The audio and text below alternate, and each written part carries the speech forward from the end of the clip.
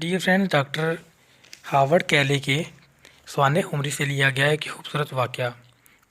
School की fees और किताबें कापियाँ पूरी करने के लिए एक लड़का गलियों में छोटी मोटी चीज़ें बेचा करता था।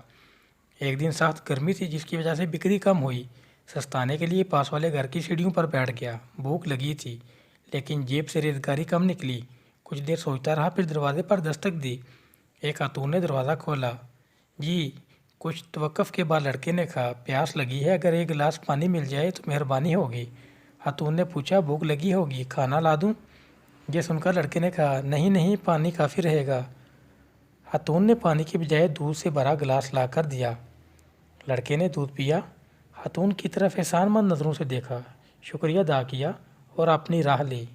मौसम आते जाते रहे, कैलेंडर बदलते रहे, बच्चे जवां होते रहे और जवां बूढ़े होते रहे। फितरत की कामती उंगलियां स्क्रिप्ट ही कुछ इस किस्म का लिख पाई थी। ये भी इसी किस्म का एक अजनबी लम्हा रहा होगा कि एक उम्र रसीद खातून ज़िंदगी और मौत की कशमकश में जूलती के अस्पताल में दाखिल हुई। इसका चेकअप हुआ, टेस्ट लिए गए, एड्रेस फाइल तैयार हुई और हफ्तों बाद इलाज और तवज्जो से शफायाब हो गई। अस्पताल से डिस्चार्ज होने वाले दिन नर्सिंग स्टाफ ने इसे एक बंद लिफाफे में इलाज का बिल दिया। वो घबरा कर उठ बैठी कि इस तनहा उम्र में इतने बड़े अस्पताल का बिल वो कैसे अदा कर पाएगी।